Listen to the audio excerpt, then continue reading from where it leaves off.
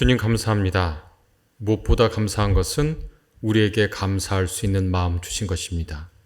우리 사는 것 감사할 수 있고 우리에게 주신 것 감사할 수 있고 우리가 이곳에 나와서 주님을 찬양할 수 있는 마음 주신 것 감사합니다. 예물 드렸습니다. 주님께서 기쁘게 받아 주옵소서. 주님이 쓰시고자 하는 곳에 쓰이고 그것이 열매 맺게 하옵소서.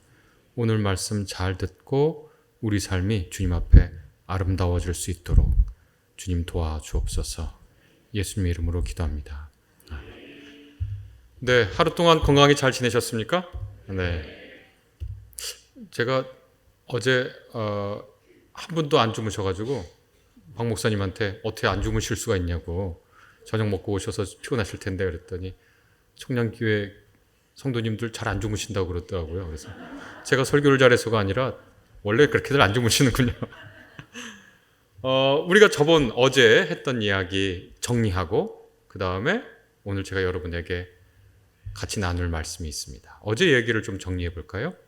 처음 이 슬라이드에 어제 처음으로 갔으면 좋겠습니다. 네, 보여주시겠습니까? 네, 우리가 무슨 얘기부터 시작했냐면 인간 살 때 뭐가 제일 필요한가 그 얘기를 했어요.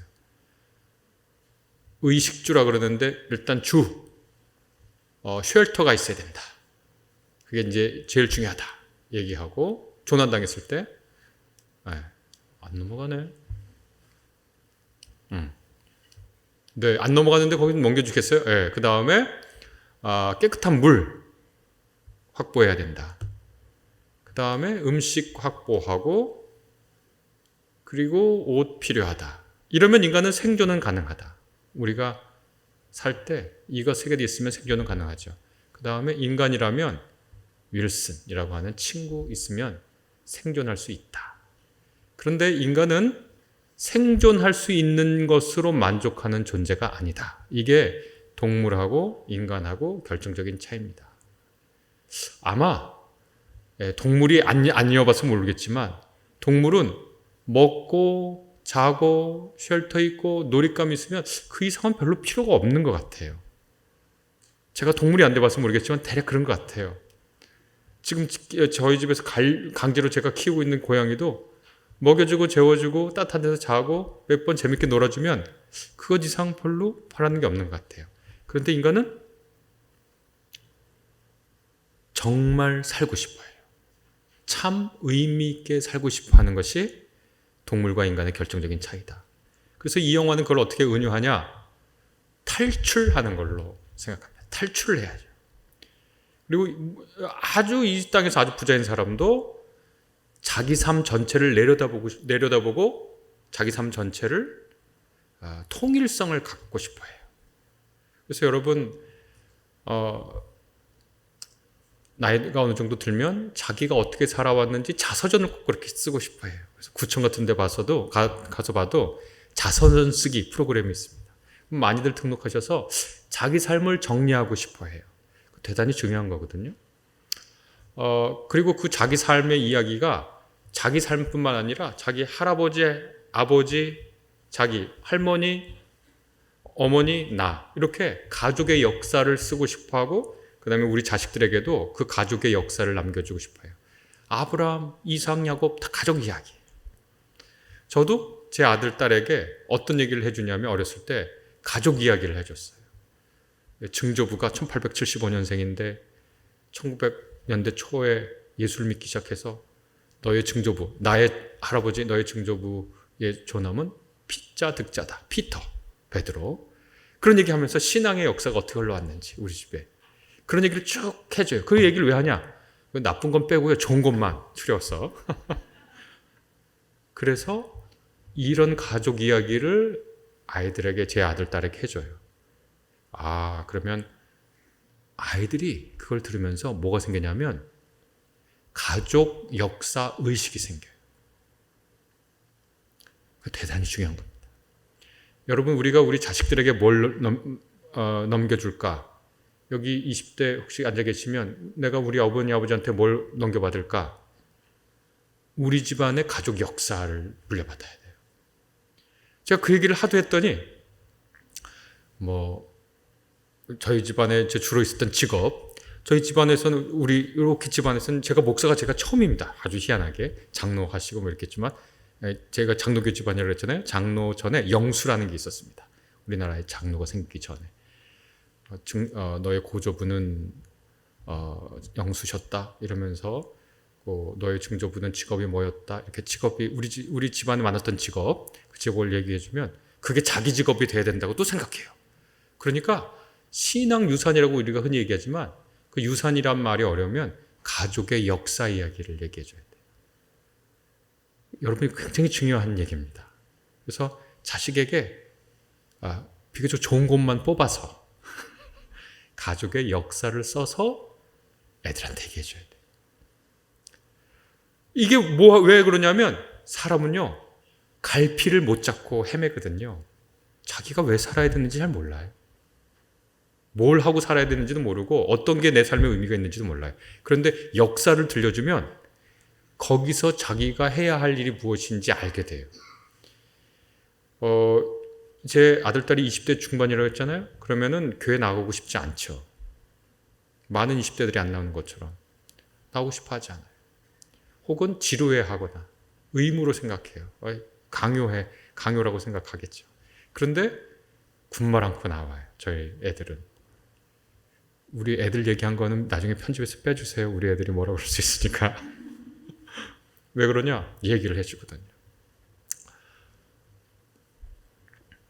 그러니까 너희들의 할아버지, 내 아버지가 이북에서 평양에 1930년생이신데 어렸을 때 일찍 37년도에 할아버지가 돌아갔으니까 아버지도 할아버지 얼굴 기억 못해요. 그래서 거의 유복자처럼 자랐는데 교회에서 청년 주일학교 회장을 했는데 초등학교 요즘은 초등학교 회장을 했는데 하도 교회가 가기 싫어서 교회 안 가고 개구리 잡으러 갔다. 그 얘기를 해주는 거예요. 제가 아버지한테 들은 얘기를 그런데 갔다 와서 그 작은 아버지가 작은 할아버지죠. 그러니까 저한테는 작은 할아버지고 아버지한테는 작은 아버지가 너 어디 갔다 왔냐? 그래서 개구리 잡으러 갔다 왔시오. 엄청나게 맞았다. 그 얘기를 해줘요. 애들한테. 어렸을 때부터 했습니다. 그때는 뭐 애들 때리고 이런 것이 오늘날처럼 금기되고 이런 데가 아니었으니까.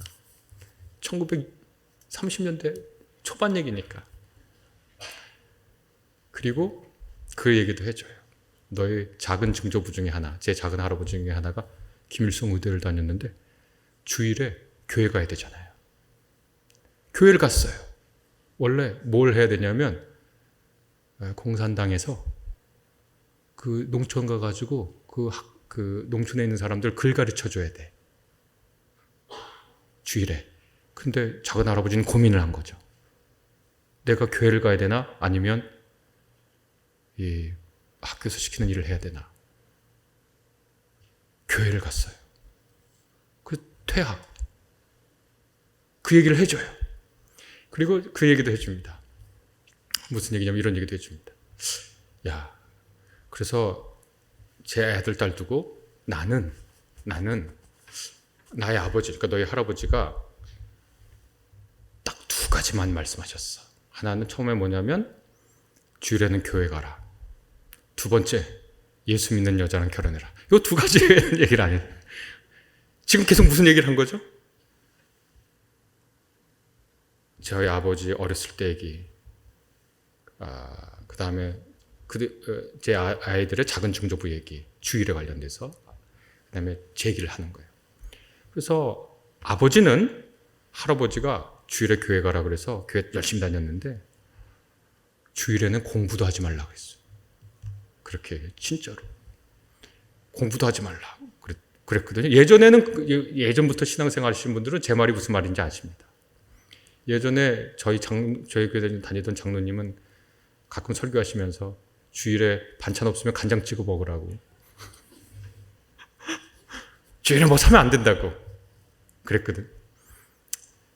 주일에 공부하지 말라 그런 거야, 아버지가. 그러면 형하고 저랑 얘기를 합니다.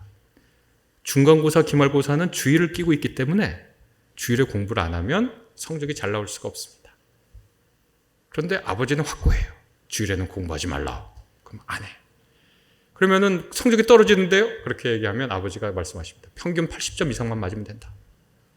지금 생각하면 꽤 높은 점수인데 그거 받아들이고 80점 이상 쭉 받다가 형이 80점이 안 된 거예요. 큰일 났잖아요. 통지문 성적표를 아버지 갖다 드렸어요. 그랬더니 아버지가 그걸 보시더니 원래는 관심도 없는데 형제의 성적에는 그래도 80점 밑으로 맞았으니까 그런데 거기다 사자성어 3개를 써줬습니다. 사자성어 3개. 첫 번째, 별무신통. 별로 신통한 게 없다. 그게 첫 번째. 두 번째 뭐냐면 부전자전. 나 닮아서 그러니까 선생님도 너무 걱정하지 마세요. 그거예요. 세 번째가 아주 재밌습니다. 속수무책. 어떻게든 공부해도 안 된다는 거예요. 그러니까 성적이 주일에 공부 안 해서 성적이 떨어졌는데 너 주일에 공부 안 하니까 평일에 열심히 해야지 라고 다그치지 않고 너의 할아버지는 큰아버지한테 별무신통, 부전자전, 속수무책 이렇게 써서 통지문 가서 보냈다. 그리고 제 두 애들한테 얘기했습니다.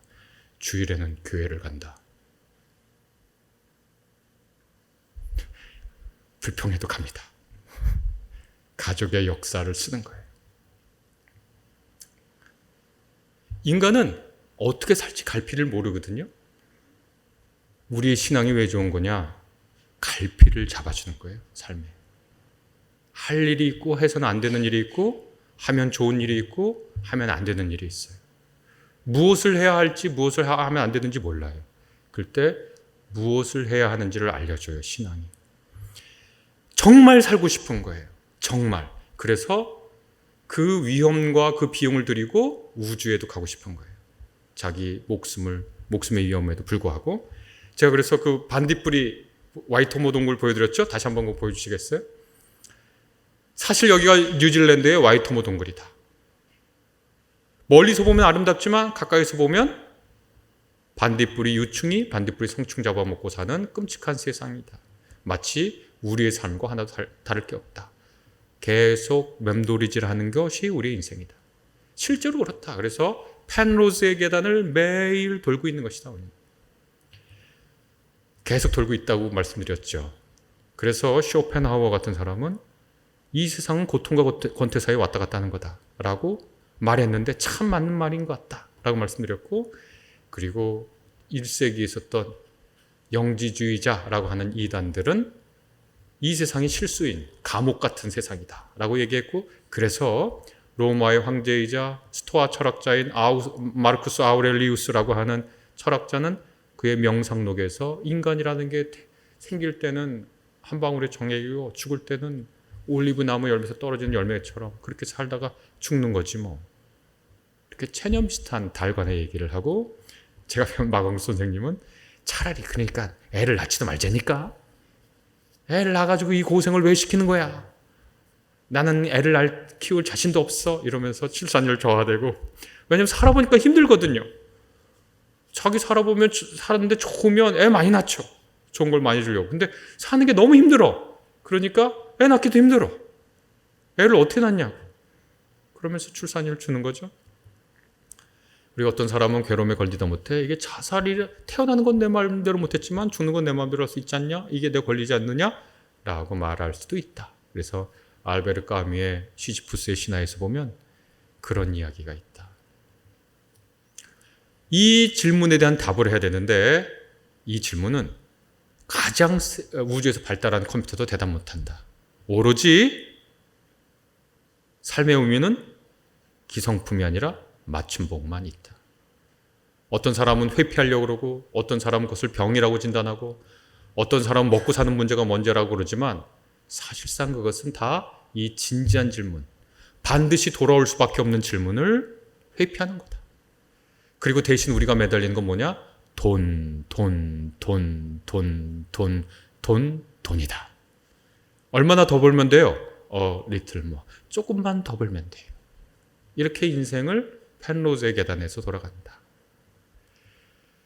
그러나 불을 얻는다고 삶의 의미가 생기는 것이 아니다 라고 말씀드리고, 이것이 우리 시대의 우상이다 라고 말씀을 드렸습니다. 이게 어제 한 얘기였어요. 그래서 욜로에 속지 말고, 스노우, 속물과 속물 사이에 속지 말고, 서로 비교하면서 경멸과 혐오와 분노를 주고받지 말고, 이런 데 속으면 안 된다. 두 번째, 행복에 속지 말아라. 우리한테 다 행복, 쾌, 즐거움을 가지라고 자꾸 얘기하거든요. 그거는 우리가 삶을 참 잘 살 때 더불어 오는, 따라오는 일종의 비타민이지, 우리가 비타민 몸에 좋은 거 다 알지만 비타민 먹고 사는 게 아닙니다, 우리는. 그렇죠? 탄수화물, 단백질, 지방, 뭐 여러 가지 먹지 비타민 먹고 사는 게 아닙니다. 비타민 있으면 너무 좋지. 비타민이 우리 에너지의 주원이 아니잖아요. 행복감은 왔다가 내렸다가. 그거를 추구하는 거는 삶을 사는 게 아니에요. 쾌락을 추구하고 사는 거. 쾌락은 나쁜 게 아니에요. 쾌락이 나쁘다고 얘기하는 게 아닙니다, 저는. 맛있는 거 먹으면 좋죠. 좋은 옷 입으면 좋아요. 편한 데서 잠자면 좋아요. 그런데 그것이 삶의 목적이 되는 순간 우리는 저 펜로즈의 무한 계단을 오고 계속 간다고요. 그러니까 행복감에 속지 말자 라고 하는 말씀입니다. 이것이 피조물의 어리석음이고 하나님의 영광을 썩어질 것과 바꾸어 사는 우리 대다수 인간의 모습이다 라고 말씀드렸습니다. 자, 그러면 이게 어제까지의 문제제기인데 그러면 이제 어떻게 살 것인가? 어떻게 살 것인가? 그 얘기부터 시작을 하겠습니다. 저는 이것을 소유의 신앙과 존재의 신앙이라는 말로 여러분에게 말씀드리고자 합니다. 이제 마태복음 22장에 있는 한 얘기를 들려드리겠습니다. 예수님이 계실 때, 살아서 송생일 하실 때 사두개인이라는 사람들이 있었습니다. 마태복음 22장에 있는 내용입니다. 이 사두개인들은 성전에 있는 고위 사제들이에요. 고위 제사장들이에요. 예루살렘 역시 혹시 여러분 가보셨어요? 혹시 안 가보셨으면 우리 청량리 교회에서도 이른바 예수님 사시던 팔레스타인, 이스라엘, 예루살렘 전쟁 끝나면, 지금 가면 안 되고 전쟁 끝나면 이른바 성지순례라고 하는데 저는 그 말이 적당치는 않지만 예루살렘 방문, 이스라엘 방문을 하면 참 좋아요. 여러분들이 갔다 오셨을 분도 있을 거고 갔다 오시면 좋은데요. 한번 꼭 갔다 오시면 좋은데 예루살렘에 가면은요, 아, 여기는 농사 짓고 살 도시가 아니구나를 금방 알아요. 척박해요. 그러면 여기는 상업도시일 수 있냐? 절대 상업하고 못 삽니다. 왜냐하면 예루살렘은 산 꼭대기에 있어요, 이렇게. 그러니까 여러분이 보시면 여기가 지중해 바다면 이렇게 있다가 이렇게 산 위에 올라와서 이렇게 꺾어져요. 그러니까 산 위에 있는 도시예요. 산 위에 있는 도시는 숨겨지지 않는다 그런 얘기 있죠? 그 산 위에 예루살렘이 있어요. 그럼 왜 산 위에 도시를 짓냐? 적들이 침입할 때 방어하긴 좋거든요. 그래서 산 위에 만든 도시예요, 예루살렘. 농업 못 져요. 상공업 안 돼요. 그럼 왜? 어떻게 거기 경제가 운영되냐? 성전 덕분에 운영돼. 성전이 1년에 4번, 3번 큰 유대인의 명절이 있을 때 외지에서 다 사람들이 몰려와서 거기서 제사 지내면서 돈 바꾸고 환전하고 거기서 소, 양, 염소, 비둘기 사면서 돈 생기고 숙박해주면서 돈 생겨요. 그리고 성전이 제사만 지내는 게 아니라 거기에 당시 은행이 없잖아요. 지금은 은행 여러 대 있지만 은행 역할도 해요. 그래서 은행 따로 없으니까 돈이나 이런 귀중품들을 성전에 보관도 해요. 세금을 거기다 모아놓기도 하고. 그러니까 예루살렘에서 가장 부유할 수 있는 사람들은 누구냐면 성전에서 일하는 사람들이에요. 거기는 한국은행, 국회, 또 뭐랄까 교회 다 모아놓은데요, 성전이. 근데 거기 제사장들이 고위 제사장들을 많이 배출하는 오늘날로 따지면 정당이 사두개파라고 하는 사람들의 정당이에요. 그러니까 오늘날 우리나라에도 정당이 있잖아요. 큰 정당 2개 있고 나머지 정당 2개 있잖아요. 그랑 비슷하게 생각하시면 돼요. 근데 사두개파라고 하는 정당이 있는데 이 정당이 그 성전의 고위 제사장들이에요. 그러니까 살만하죠? 살만해요. 잘 살 수 있어요. 그런데 이 사람들이 어떻게 생각했냐면 여러 가지 생각이 오늘날 들으면 좀 놀랄 만한 생각이에요. 첫째, 이 사두개파 사람들은 부활이 없다고 생각해요. 내세가 없다고 생각해요. 인간이 죽으면 끝이지 그에 천국도 없고 지옥도 없다고 생각해요. 전부 다 끝이야. 이번 생이 전부 다야. 그래서 이번 생에 부자로 호화롭고 잘 살면 하나님의 복을 받은 거예요. 자기들처럼. 사두개인들 그러니까. 그 다음에 오늘날 우리가 이렇게 성경 보면 구약이 몇 권이죠? 39권. 너무 겸손들 하셔가지고 잘 아시는 건데도 속삭이시네요. 39권이 있는데 그전에는 그때 예수님 당시만 해도 39권이 오늘날처럼 경전으로 묶여 있지 않았어요. 우리가 이사야, 예레미야 이런 선지서들도 이렇게 묶어서 돌아다니지 않았어요. 사두개인들은 모세 오경, 창세기, 출애굽기, 레위기, 민수기, 그 다음에 신명기 요 5권만 경전으로 생각했어요. 근데 거기에는 명시적으로 부활에 대한 얘기도 없고 내세에 대한 얘기도 거의 없거든요. 명시적으로. 그러니까 부활을 믿지 않아요. 천사 안 믿어요. 영적인 존재 안 믿어요. 천사가 이런 것도 잘 안 믿어요. 오로지 인간에게는 현실, 이 세상 현실만이 있고 이 세상에서 잘 사는 건 하나님이 복 줘서 그래. 너희들은 좀 안 됐다 야. 하나님의 복을 왜 못 받았는지는 모르겠는데 하나님이 그렇게 정하셨어. 그리고 내세는 없으니까 어떻게 되겠어요? 그래서 두려운 게 없어요. 이 세상 살고 마음이 끝이니까 그냥 자기가 가지고 있는 권력과 부를 잘 유지하고 명예가 필요하니까 다른 사람들한테 좀 선대하고 이래서 저 사람 참 좋은 사람이야 라고 하는 명예 얻으면 돼요. 사두개인.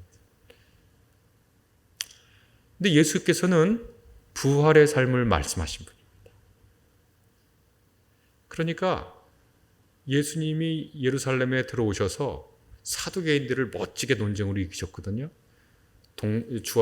예수께 바리새인들이 나와서 바리새인들도 하나의 오늘날의 정당으로 생각하면 됩니다. 이 사람들이 나와서 로마 황제 카이사르 시저에게 세금을 바칠까요 말까요? 바쳐라 혹은 말아라 둘 중에 하나인데 예수께서 아주 멋지게 대답하셨잖아요. 시저의 것은 시저에게, 로마 황제의 것은 로마 황제에게, 하나님의 것은 하나님에게 돌려라. 이것은 평서문 같지만 사실은 의문문입니다. 주화를 딱 들어보면 거기에 로마 황제의 얼굴이 새겨져 있거든요. 그러니까 이것은 로마 황제 거예요. 자, 그러면 하나님의 것은 무엇인가요? 대답해야 돼요. 그것은 예수께서 하나님의 것은 하나님에게 돌려라 라고 평서문으로 말한 것 같지만 바리새인들에게 요청하는 거예요. 너희들은 하나님의 것이 무엇이라고 생각하느냐? 그렇게 물어보시는 거예요.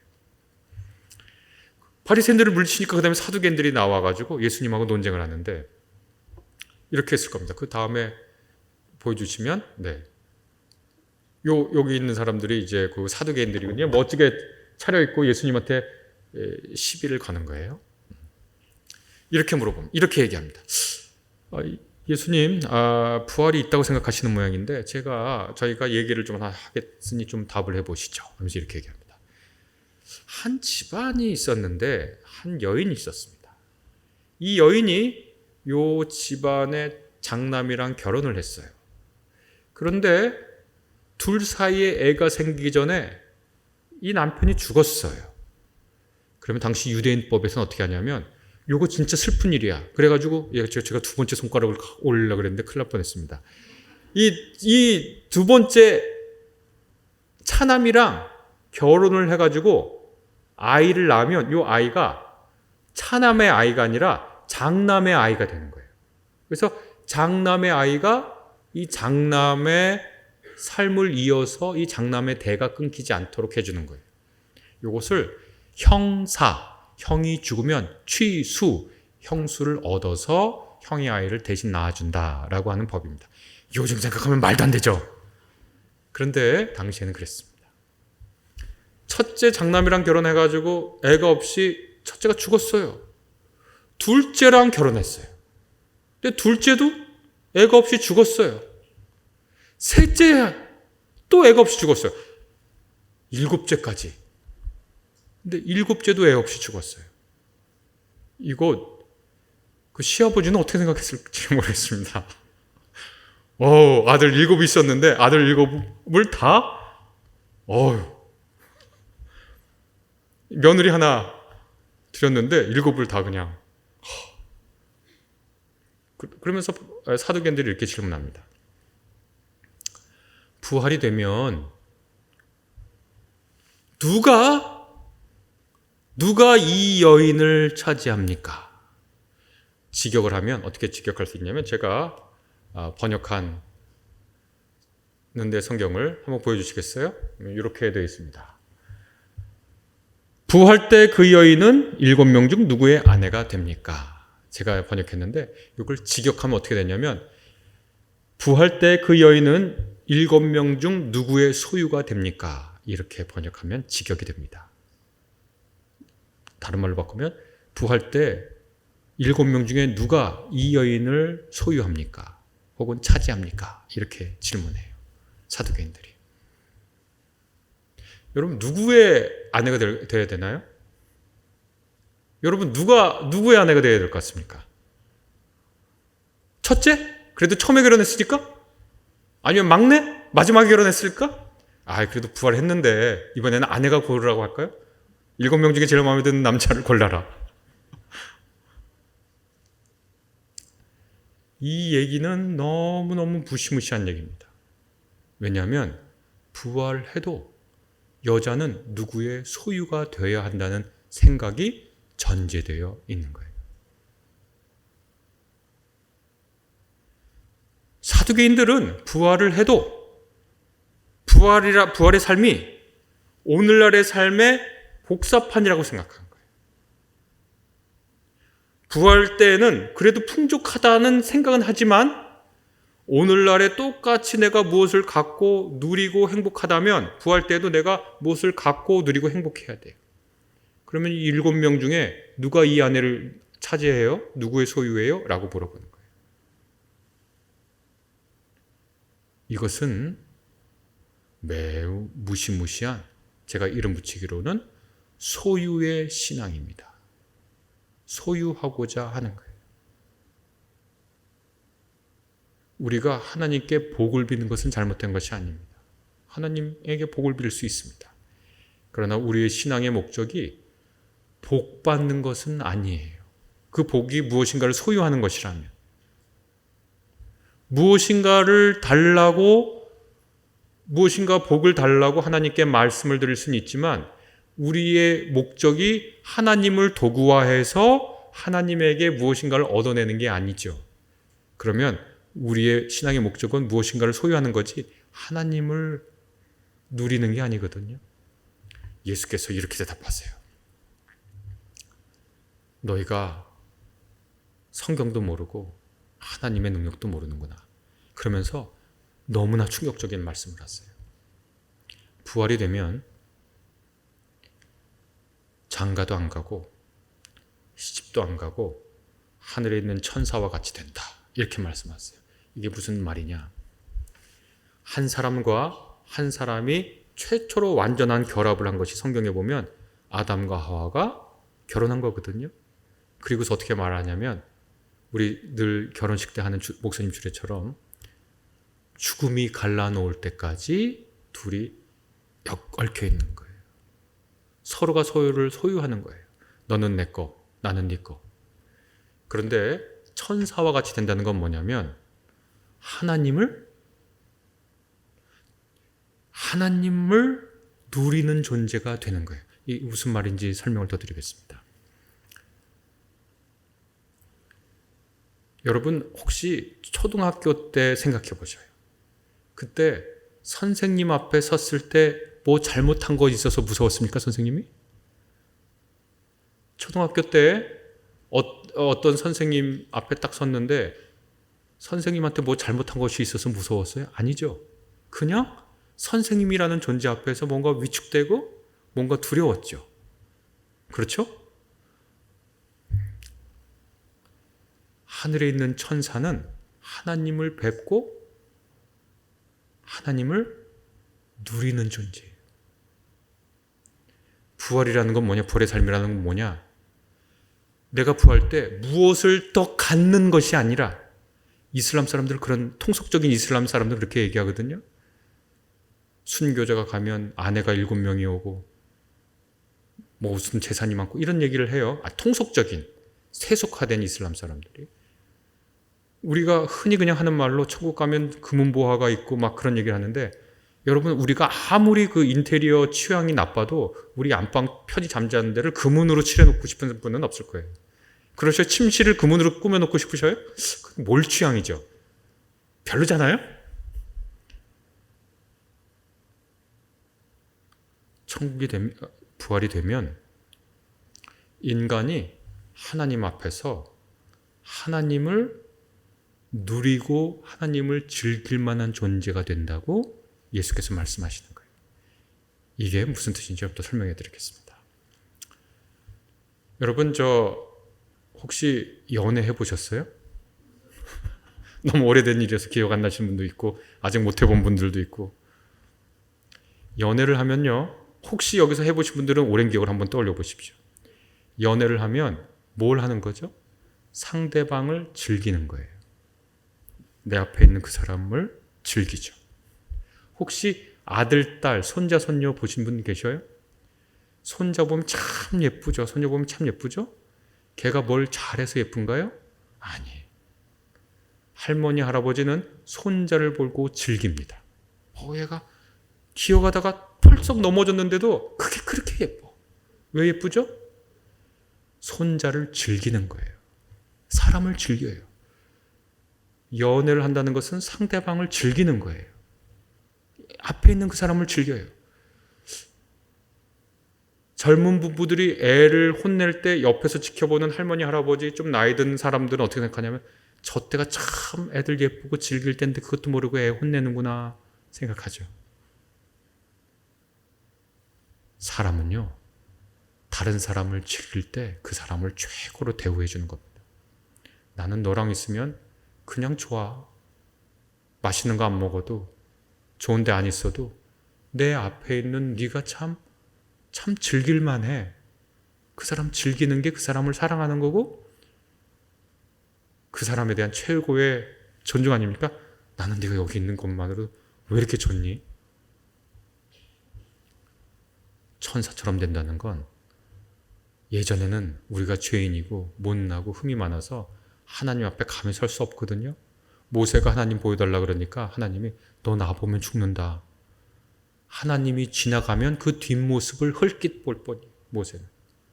사람은 그런데 부활 때가 되면 하나님께서 우리를 하나님을 즐길 만한 존재로 변화시켜 주셔서 하나님을 즐길 수 있게 된 거예요. 이게 뭔지 잘 감이 안 오시면 제가 더 설명을 해드리겠습니다. 제가 어제도 말씀드렸듯이 믿음이 더 있었으면 감리교 목사가 됐을 텐데, 불행히 장로교 목사가 됐는데, 장로교인들은 웨스트민스터 신앙 고백 혹은 웨스트민스터 소요리 문답이라는 걸 늘 세례받기 전에 공부합니다. 거기 보면 제 첫 번째 문항이 소요리 문답이라는 게 뭐냐면 묻고 대답하는 거예요. 당신 뭘 물으면 대답을 해야 되는데 그 대답을 배우는 거예요. 첫 번째 질문이 뭐냐면 사람의 제일 가는 목적이 뭡니까? 라고 하는 질문이에요. 사람의 제일 되는 목적이 뭡니까? 라는 게 질문이고, 그 대답은 이렇습니다. 사람의 제일 되는 목적은 하나님을 영화롭게 하고 영원토록 그를 즐거워하는 것이다. 이렇게 되어 있습니다. 영어 써서 죄송합니다만 인조이 하는 거예요. 하나님을 즐기는 거예요. 손자, 손녀를 즐기는 거, 아들, 딸 즐기는 거, 내 사랑하는 애인을 즐기는 게 너무 좋죠. 그런데 하나님을 즐긴다는 건 그거랑 비교할 수 없는 가장 아름답고 가장 빛나고 가장 진실하고 가장 선한 분을 우리가 즐기도록 허락된 겁니다. 예수께서 말씀하십니다. 너희가 하나님의 능력도 모르고 성경도 모르는구나. 부활이 되면 인간이 서로에게 소유하거나 소속되거나 하지 않고 하늘에 있는 천사와 같이 하나님을 즐기는 거야. 저는 사두개인들의 그 신앙을 소유의 신앙이라고 부른다면, 예수님 말씀한 이 신앙은 존재의 신앙입니다. 소유의 신앙과 존재의 신앙은 어떻게 다른 거냐? 이렇게 다른 겁니다. 여러분, 어제 손 많이 드셨죠? 오늘도 이제 조금 지루할 때가 됐으니까 운동 겸 손을 들어보겠습니다. 뻐근하신 분들은 두 손을 들으셔서 표현하셔도 됩니다. 질문할 텐데요. 여러분은 부러운 사람이 되고 싶습니까? 좋은 사람이 되고 싶습니까? 부러운 사람이 되고 싶으셔요? 좋은 사람이 되고 싶으셔요? 이번에는 눈 감고 한번 해보겠습니다. 저만 보겠습니다. 모두 다 눈을 감으시고. 나는 부러운 사람이 되고 싶어요. 손 들어보세요. 손 들어보세요. 예, 괜찮습니다. 어차피 다 안 봐요. 저만 보고 나중에 목사님한테 말씀드리겠습니다. 손 내리시고. 나는 좋은 사람이 되고 싶습니다. 손 들어보세요. 예, 손 내리시고. 자, 눈을 뜨세요. 눈을 뜨시고 이제 제가 질문하는 거에 한번 대답해 보세요. 여러분이 누구랑 같이 앉아가서 기차 타고 부산까지 가야 되는데 좋은 사람하고 옆에 앉고 싶습니까? 부러운 사람하고 옆에 앉고 싶습니까? 그런데 왜 부러운 사람 되려고 그러세요?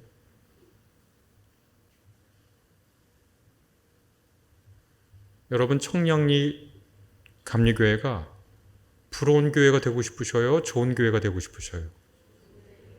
부러운 교회 되려고 애쓰지 마세요. 좋은 교회가 되어야 합니다. 소유의 신앙은 내가 하나님한테 복 빌어서 뭔가를 받고 부러운 사람이 되고 싶은 거예요. 그러나 하나님께서 우리에게 말씀하시는 것은 너희는 좋은 사람이 되라고 말씀하시는 거예요. 부러운 사람을 우리가 사회에서 흔히 성공한 사람이라고 불러요. 좋은 사람을 보고 성공한 사람이라고 사회에선 부르지 않아요. 그러나 교회에서는 오늘 읽은 에베소서 2장 10절에 보면 선한 일을 하도록 그리스도인들은 부름을 받았습니다.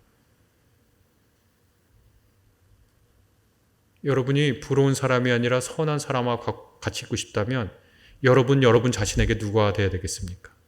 여러분 자신에게 부러운 사람이 되고 싶습니까? 여러분도 여러분 자신에게 선한 사람이 되십시오.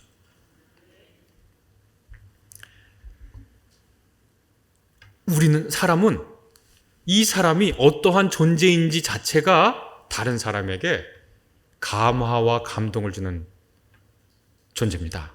그래서 그것을 우리가 뭐라고 부르냐면 인격, 인품이라고 부릅니다. 품격이라고 불러요. 다른 사람을 감화하는 능력이에요. 이 능력이 어디서 오냐? 그 사람 자체에서 와요. 그 사람 자체에서. 그 사람의 됨됨이를 보고 그러한 감화, 감동이 옵니다. 그래서 우리는 무엇보다도 좋은 사람이 되려고 노력해야 됩니다. 다른 예를 하나 들어보겠습니다. 2007년 정도 됐으니까 꽤 오래전 얘기죠, 이제는. 그때 제가 2006년, 7년 제가 제 아내랑 같이 시간 강사를 하고 있었을 때입니다. 다른 말로 바꾸면 가난했다는 뜻입니다. 애는 둘이나 있고. 그때 연세대학교 근처에 살았는데 근처죠. 근데 그 뒤 산이 있는데 뒷산을 올라가면은 북한산이랑 연결이 되는 쪽에 살았어요. 가난하고 조금 힘들면요, 그 별것도 아닌 말에 그렇게 상처를 받아요. 그렇죠? 자기가 어려우면 남들은 그냥 농담으로 한 말인데 그 말이 그냥 비수처럼 가슴에 꽂혀가지고 며칠을 가요. 그렇죠? 자격지심에 남들은 별 뜻 없는 걸로 했는데 그걸 그렇게. 시간 강사도 그런 겁니다. 그래서 별 뜻 없이 말해도 그렇게 상처가 돼. 그러면 뭐 하냐면 저는 등산복으로 갈아입고 뒷산을 올라갑니다. 어떤 거는 저 묘봉까지 올라갔다 와야 풀어지고 어떤 거는 한 중턱까지 오면 풀어지고 딱 3월 초 아직도 찬 기온이 많이 남아있을 때 그날도 울적해서 등산을 하는데 어디서 노래가 들려오는데 너무 노래를 잘해요. 정말 노래를 잘해요. 근처에 국악고가 있는 것 같은데 아마 땡땡이를 친 것 같아요. 멀리서 보니까 웬 아저씨가 이렇게 올라가고 있는데 저 벤치에서 분명히 고등학생 같은데 남학생은 앉아있고 여학생은 누워서 노래를 부르는 거예요. 민요를 부르는데 그냥 부르는 게 아니야. 이 친구는 민요 전공이야. 분명히. 그렇게 노래를 잘해요. 딱 자기 남자친구 얼굴을 보는 거죠. 누워서 보면서 민요를 부르는데 무슨 민요를 부르냐면 밀양아리랑을 부르고 있었습니다. 여러분 밀양아리랑 가사가 뭔지 아셔요? 한번 볼까요? 뭔지? 네, 좀 보여주시겠어요? 딱 누워가지고 자기 남자친구 얼굴 보면서 하는 거예요. 날 좀 보소, 날 좀 보소, 날 좀 보소. 동지 섣달 꽃 본 듯이 날 좀 보소 이렇게 부르는 거예요. 저 이 민요 듣고 마음에 치유받고 집으로 돌아갔습니다. 동지 섣달이라고 하는 것은 동지는 한 해 가장 해가 짧은 때고 동지 섣달이라는 건 정말 춥고 어둡고 캄캄할 때 그때 피는 꽃 없어요. 근데 어떤 한 꽃이 그 어둠과 추위를 뚫고 피었어요. 그게 봄이나 여름이나 가을에 피는 꽃만큼 아름답진 않을 거예요. 근데 그것이 피었어요. 그러면 우리는 지나가다가 동지 또 꽃 폈네? 하고 지나간 사람 한 명도 없습니다. 가다가 이렇게 보고 너 참 대단하다. 훌륭하다. 참 어떻게 동지 섣달에 꽃을 폈니? 하고 한마디라도 칭찬하고 갑니다. 어떤 사람도 그걸 뚝 끊어가지고 야 동지 섣달에 꽃 폈다 이런 사람이 없어요. 그렇죠? 꽃이 뭐 했죠? 그냥 꽃 폈습니다. 그러면은 자기 할 일 다 한 겁니다. 여러분 길 가다가 제가 종종 마트에 물건 사러 갔는데 뒷골목으로 가면 요 바닥은 아스팔트고 여기는 시멘트 벽인데 그 사이에 민들레 포자 들어가서 민들레 피우더라고요. 그러면 그게 저 양지 바른 곳에 잘 피는 민들레랑 비교할 것 없이 볼품은 없고 자동차 먼지 가득 뒤집어 썼는데 그게 그렇게 귀하죠.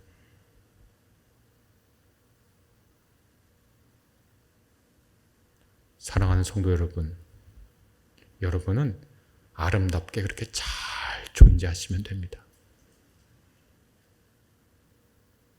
하나님께 뭐 달라고 그만 빌으셔도 돼요.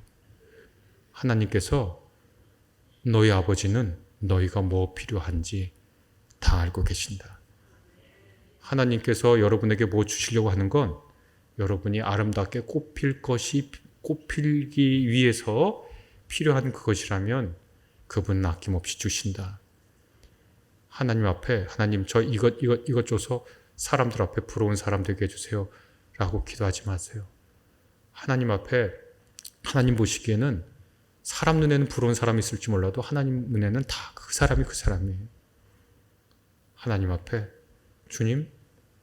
주님이 꽃피라 하셨으니 저는 제 힘 다해 그것이 아스팔트든 시멘트 구덩이든 동지 섣달이든 어디 저 구석지어서 아무도 보지 않는 그곳에 저는 아름답게 꽃 피고 있겠습니다.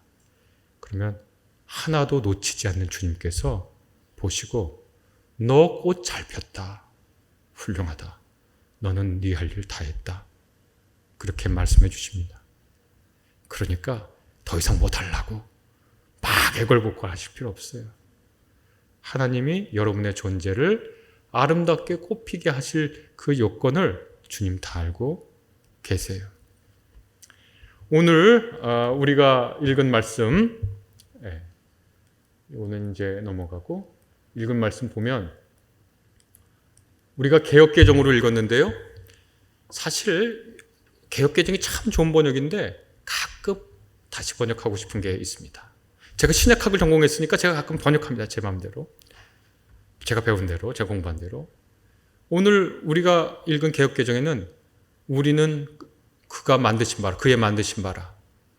선한 일을 하게 하시려고 하나님께서 그리스도 예수 안에서 우리를 만드셨다. 이렇게 번역되어 있거든요.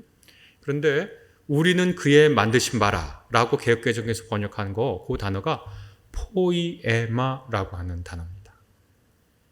이 단어는 번역하면 사실 그냥 만든 게 아니라 작품을 뜻합니다. 여러분 이게 괜찮죠? 소리도 잘 나고 기능적으로도 괜찮아요. 여러분 이 컵도 나름 괜찮아요. 그렇죠? 곡선도 있고. 그런데 우리가 이것을 작품이라고 부르진 않죠. 그렇죠? 작품이라고 부르진 않아요. 그럼 뭘 작품이라고 부르죠? 예술가가 정말 혼신의 힘을 다해서 빚은 것을 작품이라고 부릅니다. 이 포이에마라고 하는 이 단어에서 많은 사람이 추정키로 포임, 영어의 포임이라고 그러면 시라는 뜻입니다. 시라는 단어가 나왔다고 주장합니다. 그러면 이렇게 번역할 수 있겠죠? 우리는 하나님이 읊으신 시입니다. 우리가 하나님이 읊으신 시라는 거예요. 시는 아무 사람이 아무렇게나 말하면 다 시입니까? 아닙니다.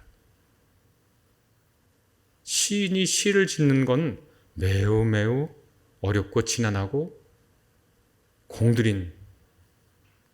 들인 겁니다. 진이정 시인이라는 분이 쓴 시인이라는 시가 있어요. 거기 보면 이렇게 되어 있습니다. 시인, 토시 하나 찾아 천지를 돈다. 그렇죠. 시인이 시를 지을 때는 이를 쓸까, 가를 쓸까, 는을 쓸까를 이 토시 하나를 두고 천지를 헤매는 사람이 시인이거든요. 시를 한번 쓰고 너무나 아름답다고 생각했지만 다음날 아침에 일어나서 뭔가 마음에 안 들면 그걸 고치고 해서 더 이상 여기에 대해서는 고칠 무엇이 없구나 하고 자기의 시상을 언어로 온전히 담아내서 사람들 앞에 보이는 게 시입니다. 오늘 에베소서 2장 10절에 있는 말씀을 그럼 다시 번역할 수 있습니다. 우리는 하나님이 읊으신 시입니다. 시가 뭘 하죠? 여러분 작품이 뭘 합니까? 여러분 미술관 가서 작품 보셨죠? 작품이 뭘 하죠? 아무것도 안 해요. 시가 뭘 해요? 뭘 해요 시가? 시를 보면 무슨 쌀이 나옵니까? 밥이 나옵니까? 작품 위대한 모나리자를 이렇게 보고 있으면 모나리자가 나에게 뭘 줍니까? 근데 왜 우리는 모나리자를 보고 시를 읽죠? 작품 그 자체로 아름다우면 자기 할 일을 다 하는 거예요. 시는 그 자체로 시가 아름답고 읽는 사람에게 그 시가 시로 전달되면 그 시는 자기 일을 다 하는 거예요. 여러분 그래서 하나님께서 우리에게 말씀하십니다. 시처럼 살라고, 작품처럼 살라고 말씀하시는 겁니다. 드라마 많이들 보시나요? 전 드라마를 많이 안 보는데 제 아내랑 딸이 가끔 드라마에 빠져 있는 거 보면 저렇게까지 재밌나 싶어요. 시처럼 산다는 거, 작품처럼 산다는 게 뭐냐? 쉬운 예를 들어드리면 여러분이 주인공인 드라마를 사는 겁니다. 여러분 드라마도 보다 보면 주인공이 잘못하면 안 될 것 같잖아요. 이런 옳은 선택을 해야 될 거라고 생각하잖아요. 어려움이 주인공에게 닥치면 어떡하죠? 같이 보는 관객이 그 주인공을 응원하면서 이 어려움을 이겨나가기를 간절히 바라면서 영화나 드라마를 보죠. 여러분이 여러분의 삶의 주인공이십니다. 여러분의 삶을 예술품으로 만들어 가시는 거예요. 우리는 우리 삶을 시처럼 지어가는 거예요. 시는 여러 가지 있어요. 그래서 어떤 분을 보면 참 따뜻하고 정감 있어서 서정시로 불릴 수 있어요. 어떤 분들은 역사의식과 사의식이 강해서 서사시처럼 보여요. 어떤 분은 도저히 이해가 안 돼. 모르겠어 저 사람 도대체. 같이 살기 어려워. 난해 하니까 난해시. 시는 시예요. 그런데 이해하기가 어려우니까 난해시가 되는 거죠.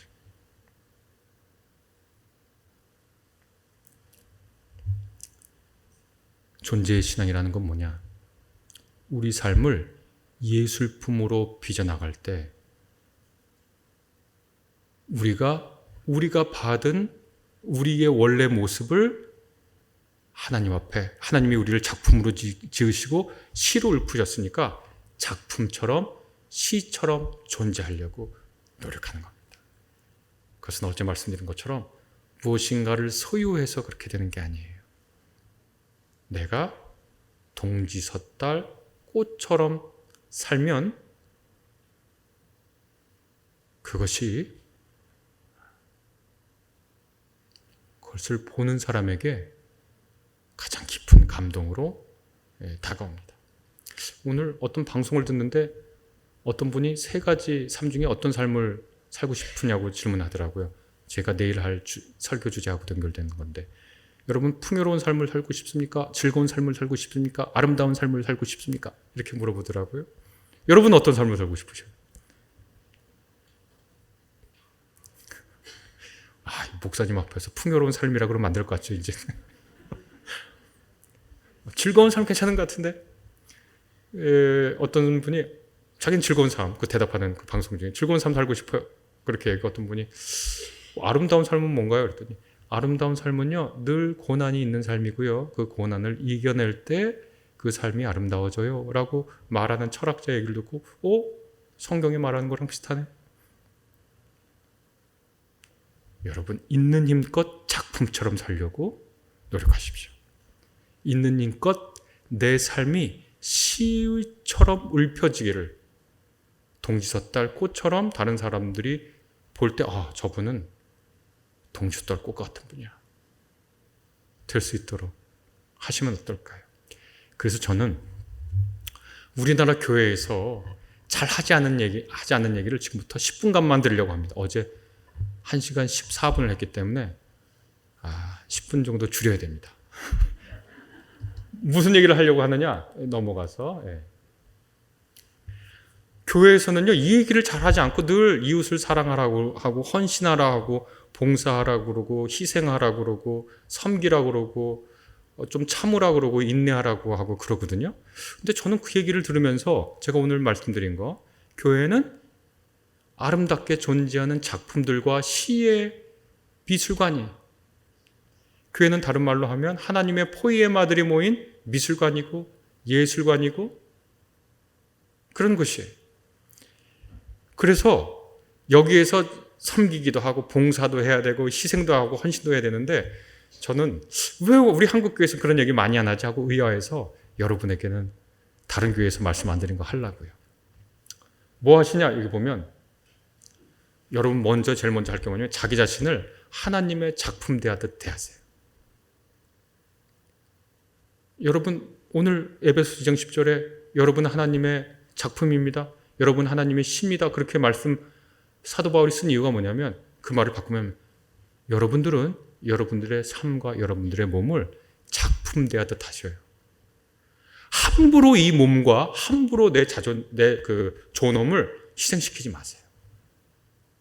나를 작품 대하듯 시 대하듯 대하세요. 그래야 남도 작품 대하듯 시 대하듯 대할 수 있어요. 자기 자신을 함부로 하는 사람은 남도 함부로 해요. 남도 함부로 하는 사람은 자기 자신도 함부로 해요. 그렇게 하면 안 돼요. 나를 작품 대하듯 시 대하듯 하면 다른 사람도 작품 대하듯 시 대하듯 합니다. 자기 자신을 함부로 하고 해치는 사람은 다른 사람도 함부로 하고 해쳐요. 그러니까 맨 먼저 교회에 오면 내가 작품으로서 시로서 나를 대하는 법을 배우고 들으러 오세요. 신앙에서 되게 중요한 거라고 저는 생각해요. 교회에서 그것을 많이 배우세요. 나는 작품이고 시라는 걸. 그래서 나도 나를 그렇게 해야 된다는 걸. 나를 함부로 대하지 마시고. 그 다음에 뭐 해야 되냐면, 제가 자기 자신에게 위로의 말을 하세요. 괜찮다고. 뇌과학자들에 따르면 자기가 세 개가 있대요. 하나는 생각하는 나, 내 생각이 대상이 되는 나, 그리고 이 모든 것을 엮는 나. 전문 용어로 뭐가 있지만 그냥 쉽게 그렇게 얘기하겠습니다. 요 셋이서 늘 싸우거든요. 티격태격하고. 근데 위로의 말을 자기 자신에게 건네지 않습니다. 혹시 여기서, 제가 여성분들은 잘 모르겠는데 남성분들 40대, 50대, 60대 중에 은퇴하기 전에 거울 보면서 욕하신 분들 있습니까? 아침에 거울 보고 면도하면서. 제 후배 중에 한 명이 어쩌다가 이 얘기를 하게 됐는데, 저한테 이제 오빠라고 부르면서 오빠 우리 남편은 그렇게 아침에 씻으면서 욕을 해. 평소에 점잖은 사람인데 씻으면서 욕을 한다 그래서 제가 뭐라 그랬냐면 정상이야.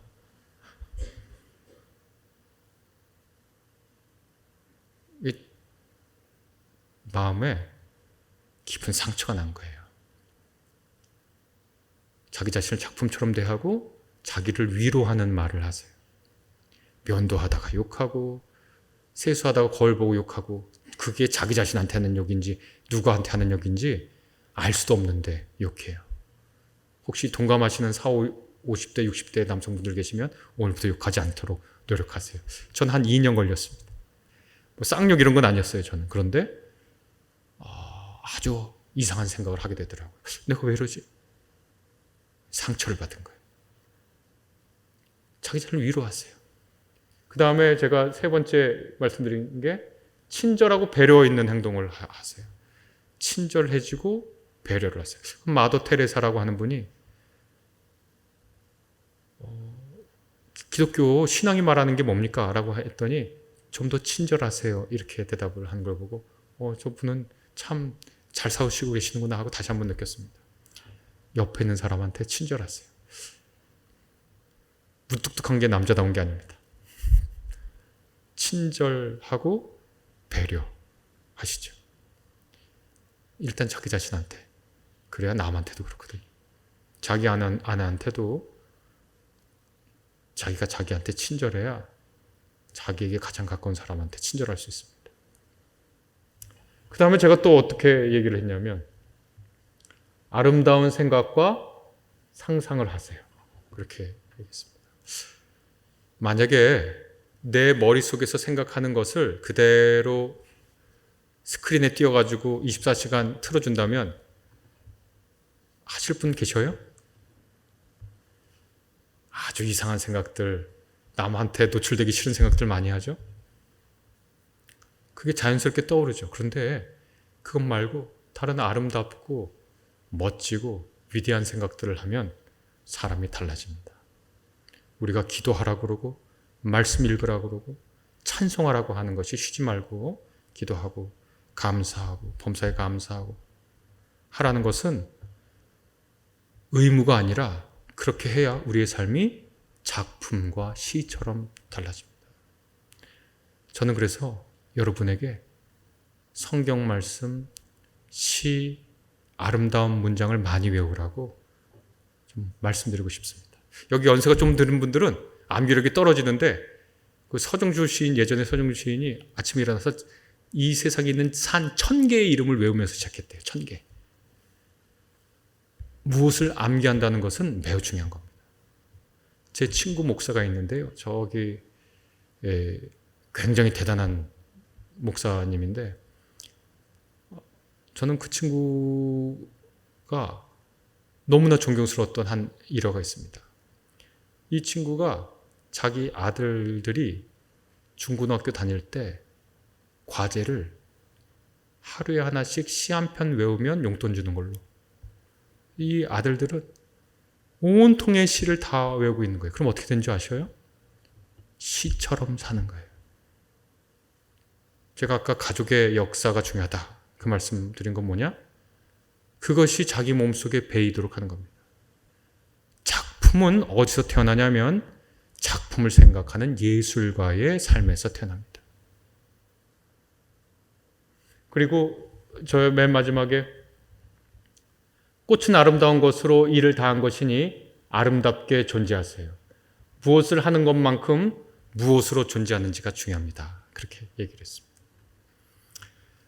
제 후배 중에 루터교 목사가 있는데 제가 이제 장로교 목사니까 장로교는 너무 이렇게 들쑥날쑥하고 정신이 없어요. 그래서 그게 무슨 소리야? 그랬더니 하나님의 영광을 위해서 산다고 전후교인들을 그런다고 그래서 그렇지. 그랬더니 루터교회는 그런 말도 안 한대요. 그래서 뭐해? 와가지고 교회 와서 용서만 받고 가면 되지 뭘 지까짓게 하나님의 일을 위해서 영광을 위해서 일한다고 난리치냐고 그렇게 얘기해서 되게 이상하게 들었거든요. 근데 가만히 몇십 년 지난 후에 그 후배 목사의 말을 가만히 생각해 보니까 그것도 참 일리가 있어요. 여러분, 무엇을 하는지도 중요하지만 아까도 말씀드렸듯이 내가 어떤 존재로 존재하느냐가 그렇게 중요합니다. 오늘 제가 읽은 말씀 다시 한번 보겠습니다. 성서 구절을 보면요. 제가 아까 번역한 대로 좀 넘겨주시겠어요? 잘 넘어가질 않네. 네, 좀 방송실에 안 계신가? 제가 한번 오늘 말씀 다시 읽어보겠습니다. 우리는 하나님의 시입니다. 우리는 하나님의 작품입니다. 잘 대해주세요, 자기를. 작품과 시처럼. 위로하세요, 자기를. 자기 자신에게 상처 내지 마세요. 내 자신을 배려하세요. 그래야 내 앞에 있는 남편도 아내도 자식도 배려하고 상처 주는 말 안 합니다. 우리는 하나님의 작품입니다. 선한 일을 하게 하려고, 부러운 일을 하게 하려고 우리를 부른 게 아닙니다. 우리를 부러운 사람 만들려고 하나님께서 우리를 선택하신 게 아닙니다. 선한 일, 좋은 사람 되라고 우리를 부르셨어요. 그래서 하나님께는 하나님 나한테 뭐 주세요 라는 기도가 아니라 하나님 저 선한 사람, 좋은 사람 만들어주세요. 기도하는 겁니다. 선한 일을 하게 하시려고 하나님께서 그리스도 예수 안에서 우리를 만드셨습니다. 하나님께서 이렇게 미리 준비하신 것은 우리가 선한 일을 하며 살아가게 하시려는 것입니다. 했던 말 또 해요. 왜냐하면 중요하니까. 사랑하는 청량리교회 성도 여러분, 우리는 존재하는 그것만으로도 하나님 앞에 할 일 다 하는 작품처럼 시처럼 살아가는 겁니다. 남들이 우리 보고 야, 동지섣달 꽃 봤다. 저분 왜 저렇게 친절하고 자상하신가? 우리가 우리 스스로에게 그렇게 하고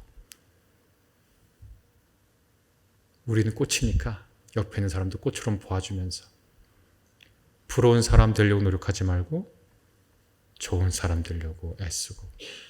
왜냐하면 하나님께서 이것을 위해서 우리를 지으셨기 때문입니다. 기도하겠습니다. 주님 감사합니다. 오늘 말씀을 통해서 우리를 작품으로 시로 지으셨다는 것을 알았습니다.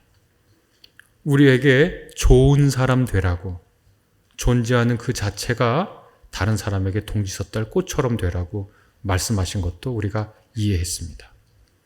우리가 먼저 우리를 잘 배려하고 다독이고 자상하게 대하면서 우리 옆에 주신 하나님의 다른 시들에게도 그렇게 하겠습니다. 그렇게 존재하겠습니다. 주님, 우리를 도와주십시오. 예수님의 이름으로 기도합니다.